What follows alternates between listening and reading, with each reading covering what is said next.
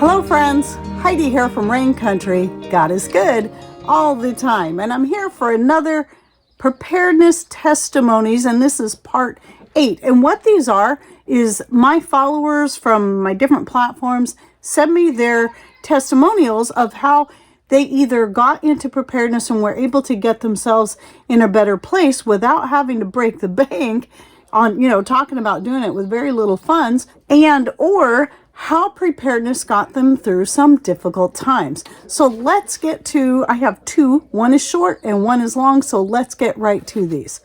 I'm a widow with a fixed income. Back in 2019 or earlier, when I was at the grocery store, the Holy Spirit would ask, what would you buy if you could never buy anything again? I would buy a few extra cans of soup. Sometimes I would buy a few small things for possible barter. In 2021, my mother moved in with me so I can be her caretaker. As prices soar, I have extra to feed me and my mom at yesterday's prices. God always provides, but we need to listen and be obedient. So she brings up that really good point that I've tried to say in other videos, is that when you're putting up food now, especially when you're buying it on sale or buying in bulk, you're actually putting up food for tomorrow at today's prices, because it's only going to get more and more expensive as time goes on. So that's just one of the many benefits of being a little more prepared and having food storage. All right, so next testimony. This is a long one broken up into several parts.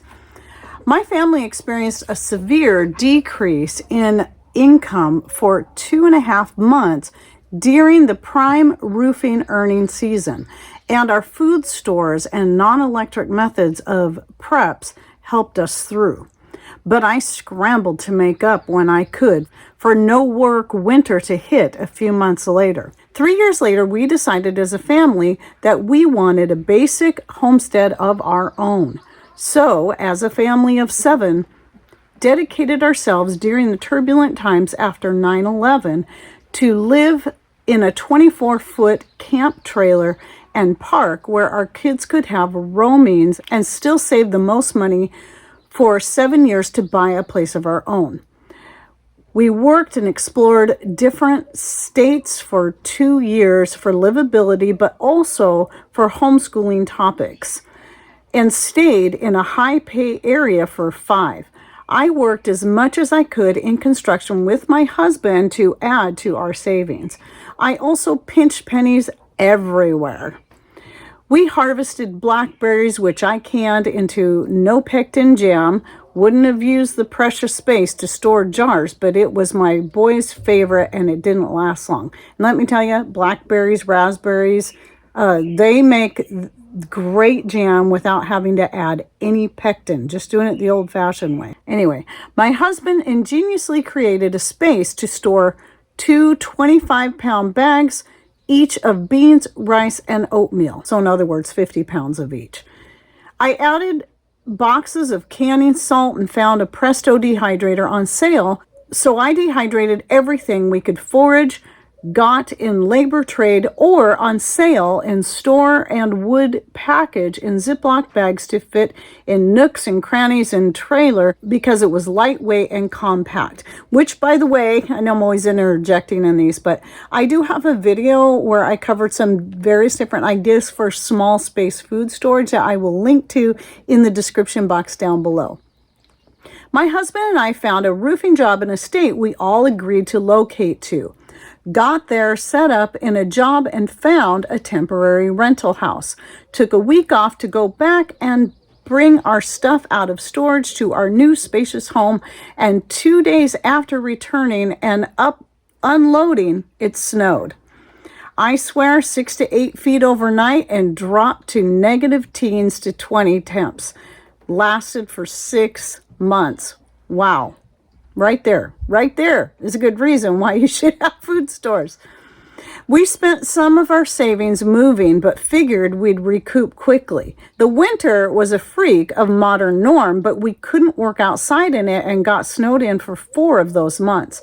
Our measly emergency stockpilings kept us fed. 6 months of no work and income drained our homestead savings to provide shelter and heat for our now teenage boys. Hubby and I knew to be stingy with that though, so relied on our minimal prep pantry all that time. Food fatigue was a main issue because I didn't have enough variations in spices and there was no meat at all for 6 males. I thank the Lord every day He led me to previously dry everything I could when I could so that my family still maintained health and some vigor from those vitamins and minerals hidden in the secret green spice blends, but also actually added a subtle difference in flavor for the same fare every day to make at least somewhat tolerable, even when some chose to eat every other day just because of food fatigue. But we got through 6 months without meat, traditional fats, dairy, spices, or grains other than rice and oatmeal. And 14 years later, every one of us still appreciates the blessings we were given. But also work harder after God's teaching us to try to have more variable pantry when we can. But we can still make it through with just the basics if you have faith and determination. And so this is something I cover in another video where I talk about food fatigue. In fact, a couple of different videos. So obviously, we start simple. When you first start preparing, it's, obviously putting up the things that can sustain you, such as beans, rice, oatmeal, and then adding things like sugar, fats, like coconut oil is one that stores very, very well and is also really good for you compared to many other oils. Things like adding spices and starting to grow your own herbs, especially things like oregano, thyme, rosemary, sage, and so much more.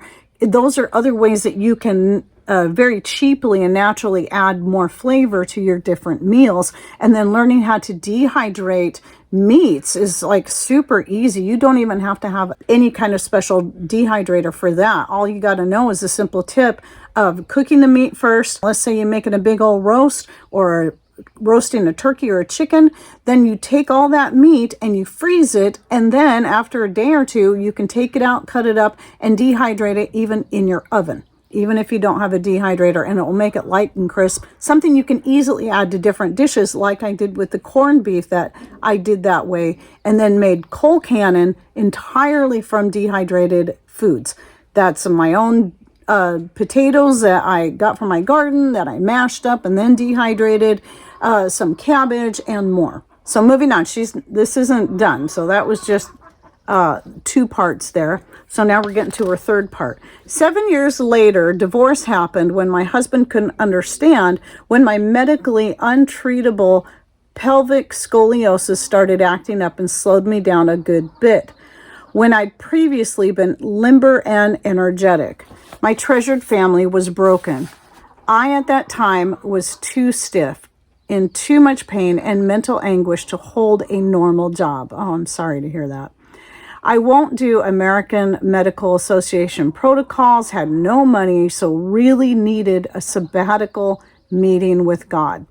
So I went rough camping by myself for 3 months in the National Forest to talk to Him. My back hurt, so slept on the back seat of my Tahoe. No fuss with tent.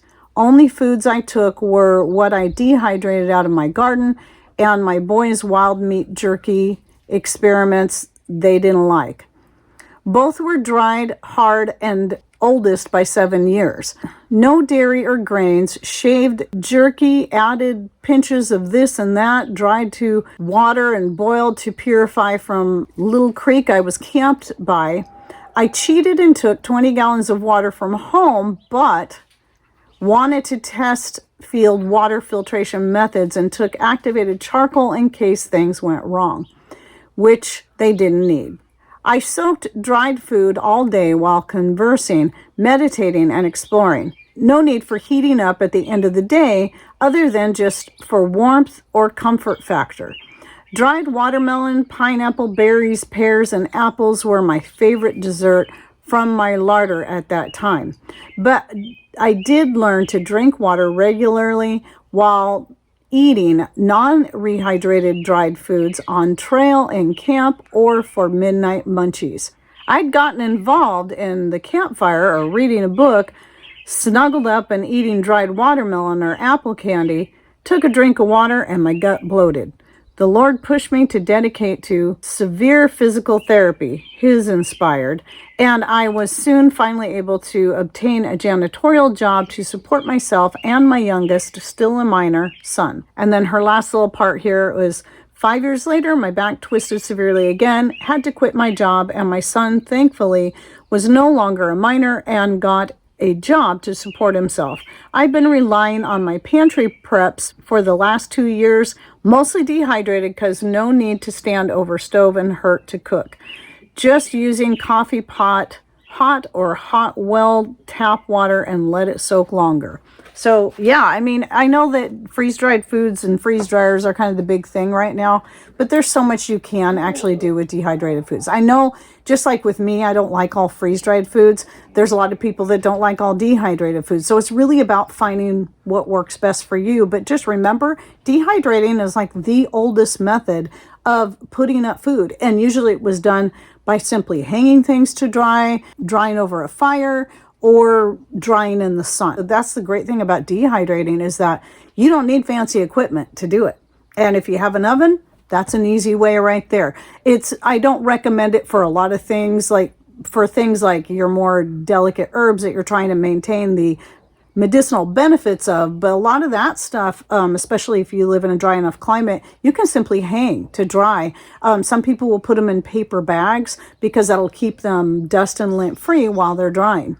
It doesn't work the best in places that have a lot of humidity if you're drying them in the summer. But here we could do that inside during the times of the year that we have a fire going. So there's plenty of ways you can put up food. But sometimes it's just learning how to use the dehydrated foods. And you might find that there's plenty you can do with dehydrated foods that work great. So yeah, just soaking or cooking in hot water for plenty of time will soften them up quite a bit. Just like I mentioned earlier with the corned beef. And then the way I dehydrated it, that's part of the trick, is the cooking, freezing, and then dehydrating. That makes a difference. That makes meats easier to consume. And unless you really like jerky is great, but it's chewy. But if you do take that little step, you can make it crispy and something that easily rehydrates that you can add to soups and so much more. So lots of great ideas here. So don't forget to check out the videos I'll be putting down below, including the playlist, so you can see the other 7 parts in this series. And also, if you have your own preparedness testimony, because that folder, I've only got like 1 left in there, so I need more. Please send that to raincountryhomestead@gmail.com and title it Preparedness Testimony so I can drop it in the correct folder. And I'd like to keep these kind of videos going because these real life testimonies and stories can be very helpful for so many people, people that are trying to save money, or people that are trying to figure out just how to start, or people that just need to know why bother. Well, when you have testimonies like this, a lot of people may not believe in some big massive event that is expected to happen. But when we can see that there's real life things that happen to people every day of any political standing, of any religious belief, anywhere in the world, there's things that can just simply happen that are unexpected. And it can be something that affects only you and your family. And that's why stories like this are perfect. So I hope you enjoyed this video. Thanks for watching. Take care and God bless.